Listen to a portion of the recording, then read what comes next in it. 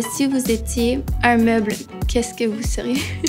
Je pense que je serais une commode avec des tiroirs parce que c'est utile, puis ça cache souvent des trésors. Si tu étais une automobile, quelle sorte d'auto tu serais?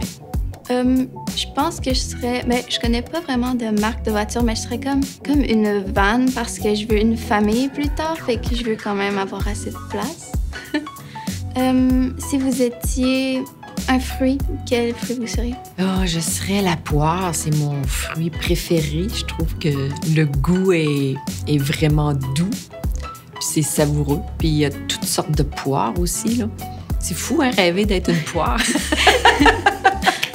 Moi, j'aimerais, avec toi, faire un peu un mea culpa pour ma génération, tu sais. On a été la génération tannante avec l'environnement. On a fait des choses qui n'étaient pas toujours correctes. Mais j'aimerais te mettre en contexte de qu'est-ce qu'on a vécu. Quand j'étais toute jeune, il y avait à peu près pas de plastique.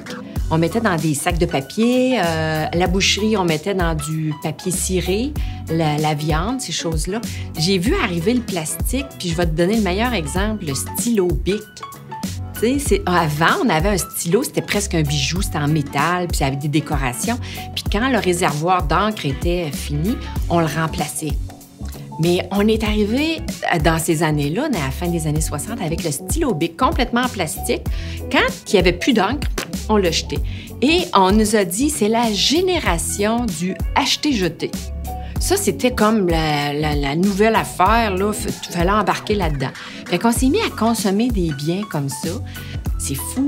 Quand j'y pense aujourd'hui, je me dis, hey, wow, qu'est-ce qu'on a fait là, tu sais?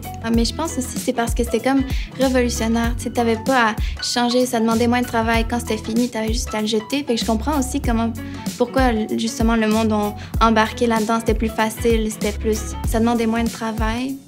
On utilisait le papier, le carton, le métal, pratiquement pas de plastique. Et qu'est-ce qu'on met dans nos bacs aujourd'hui? C'est ça.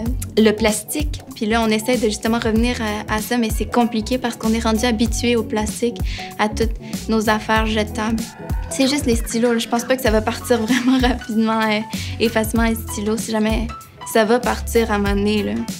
Fait que là, maintenant, on est beaucoup plus conscient. Il y a quelques années, c'était un reportage d'une famille. Pendant toute une année, il y avait juste eu un bocal, genre trop comme ça, de déchets. Puis ce qu'il y avait dedans, c'était comme des papiers de bonbons. Là, c'était pas juste un bocal. C'était juste ça, leurs déchets pendant une année complète. J'ai vu le même reportage que toi. Puis c'est cette dame-là qui avait fait le reportage qui m'a décidé d'essayer de viser le zéro déchet. Mais c'est pas simple. Il y a beaucoup de choses qu'il faut penser puis mettre les bonnes choses à la bonne place. Comment t'as embarqué dans ta conscientisation de l'environnement? Comment c'est arrivé chez toi? Moi, c'est plus, en fait, avec l'école aussi. Les professeurs, ils nous parlaient justement du réchauffement climatique, des mers de plastique, aussi les animaux, toutes les images qu'on voyait sur Internet d'animaux qui étaient pris, mettons, dans du plastique ou qui en étaient morts parce qu'ils en avaient mangé. C'est là que je me suis vraiment dit, genre, faut faire quelque chose, on peut pas laisser ça comme ça. Fait que là, j'essaie de pas trop jeter de choses quand même. J'utilise plus des serviettes, des guenilles pour essuyer de l'eau que des essuie-tout, des mouchoirs. Là, je fais pas beaucoup aussi parce que je suis encore jeune, j'habite avec mes parents, fait que j'utilise ce qu'ils achètent.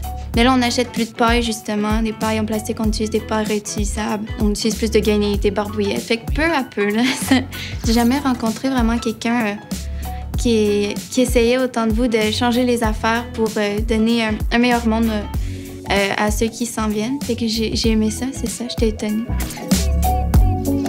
Donc, c'est quel mot qui résumerait la période de votre vie où est-ce que vous étiez plus à l'école au secondaire comme moi, quand vous aviez 14, 15 ans?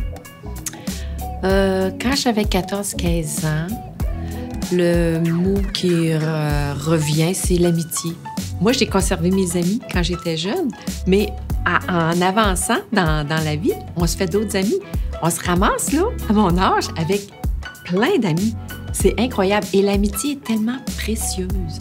J'ai des amis ça fait 40 ans qu'on est amis. C'est tellement précieux, ces liens-là. Puis on se connaît comme des bonnes amies. Moi, je dis c'est la cerise sur le sundae. Tu sais, la vie, c'est le sundae, puis la cerise, c'est vraiment l'amitié. C'est un cadeau de la vie, l'amitié. Je trouve ça vraiment cool de garder des amis pendant plus de 40 ans, là. Ça va t'arriver un jour. Faut entretenir l'amitié.